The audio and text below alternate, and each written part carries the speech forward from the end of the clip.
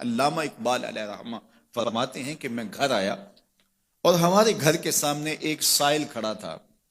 سائل چوں قضائے مبرم ہے، جس طرح قضائے مبرم ہوتی ہے، ٹلتی نہیں ہے، اس طرح وہ ٹلنے والا ہی نہیں تھا. میں نے اس کو لا کہا بابا چلا جا، معاف کر، لیکن وہ ضد کر کے گھر کے دروازے کے اوپر کھڑا تھا. میں لاؤبالی کی عمر تھی تو سکول سے آیا تھا، میرے ہاتھ میں چھوٹی سی چھڑی تھی، تو میں نے اس کے کاسے کے اوپر ماری تو وہ کاسا ٹوٹ کے گر گیا اور اس کے اندر جو سارے دن کی ریزگاری جمع کی تھی وہ بھی بکھر گئی.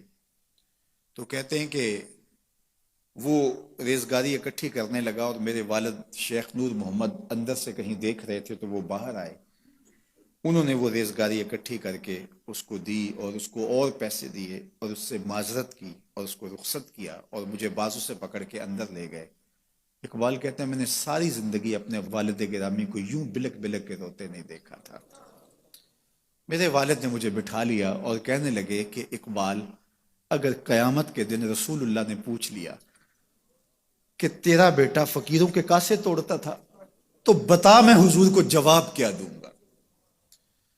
تو کہتے ہیں کہ بس وہی لمحہ میری تربیت کا تھا. بلکہ اقبال پھر ساری زندگی کہا کرتے تھے نام تو از پدر آموختم، حضور آپ کا نام، آپ کی محبت میں نے اپنے باپ سے سیکھی. یعنی حضور کا سامنا کیسے کروں گا؟ اور پھر یہ اقبال کے کلام میں آخر تک یہ چیز آتی ہے کہ کیسے حضور کا سامنا ہوگا. تو غنی از ہر دو عالم من فقیر، روز محشر عذرہائے من پذیر، گر تو می بینی حسابم ناگزیر، از نگاہ مصطفیٰ پنہا بگیر. اقبال بھی پھر آخر میں دعا کرتے ہوئے اللہ کی بارگاہ میں عرض گزار ہوتا ہے، مالک تو غنی ہے، میں تیرا فقیر بندہ ہوں، تو مجھے یوں ہی معاف کر دے، میرا حساب نہ لینا. لیکن اگر میرا حساب لینا بڑا ضروری بھی ہوا تو یہ مہربانی کرنا حضور کے سامنے نہ لینا، میں حضور کو کیا منہ دکھاؤں گا.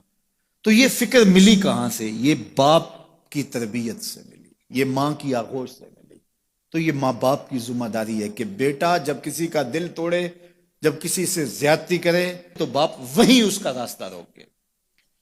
اور ایک فقیر کا لا ابالی پن کے اندر کاسا توڑ دیا اور باپ نے پھر ایسی تربیت کی کہ اقبال ساری زندگی لوگوں کے دل جوڑتا رہا، ساری زندگی بتاتا رہا کہ انسان کی اصل صورت کیا ہوتی ہے. دل نہیں شاعر کا ہے کیفیتوں کی رستخیز، کیا بتاؤں کہ درون سینہ کیا رکھتا ہوں میں، در غم دیگر بسوزو دیگر آرا ہم بسوز، گفت مت روشن حدیث گر توانی دار ہوش، کہہ گئے ہیں شاعری جزویست از پیغمبری، ہاں سنا دے پڑھ کے ان کو پیغام سروش. وہ کہتا ہے دوسروں کے غم میں جلنا اور پھر اس غم کو جہان میں پھیلا دینا، اسی کا نام شاعری ہے. پھر اقبال نے وقتی شاعری کی، شاعر تو اور بھی ہیں، لیکن اقبال کہتا ہے شاعری از مثنوی مقصود نیست، بت فروشی بت گری مقصود نیست، کشتائے انداز ملا جامیم، نظم و نثر او علاج خامیم. وہ کہتا ہے کہ میں یہ بت نہیں بنا رہا کہ یہ غزلیں تراش کے اور یہ نظمیں تراش کے لوگوں سے داد وصول کرو. بلکہ کسی نے اقبال کو کہا یار کوئی غزل تو سناؤ، تو اقبال رو پڑا، کہا حضور میں اپنے شعروں کی داد قیامت کے دن آپ سے ہی لوں گا. یارا مرا غزل خانے شمردن، یاروں نے تو مجھے غزل خاں سمجھ لیا، میرا تو مقصد ہی اور ہے. بلکہ ان شعراء پہ تنقید اقبال نے کی، عشق و مستی کا جنازہ ہے تخیل ان کے اندیشہ تاریخ میں قوموں کے مزار، چشم آدم سے چھپاتے ہیں مقامات بلند، کرتے ہیں روح کو خوابیدہ بدن کو بیدار. ہند کے شاعر و صورت گر و افسانہ نویس، آہ بیچاروں کے اعصاب پہ عورت ہے سوار. ہر وقت لب و رخسار کے تذکرے، ہر وقت نشیلی آنکھوں کی کہانیاں، ہر وقت قدے رانا کی باتیں. کہا تم اس خول سے نکل ہی نہیں رہے، تمہاری شاعری صرف ایک عورت کے گرد گھوم رہی ہے جس نے اس کو تخلیق کیا، اس خالق کے جلوے بھی تو دیکھو نا. تو اقبال پھر اقبال بنتا ہے اور اس کو یہ شعور، یہ آگہی، یہ نور ملتا کہاں سے ہے؟ یہ باپ سکھاتا ہے. باپ کے بعد پھر مولوی میر حسن ملتا ہے جو استاد اقبال کو اقبال بنا دیتا ہے.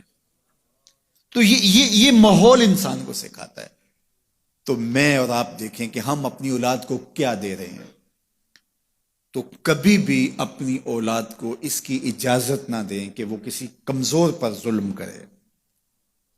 جب کمزور پر آپ کی اولاد ظلم کرتی ہے، زیادتی کرتی ہے، تو پھر وہ بڑی ہو کر کے ظالم بنے گی، جابر بنے گی۔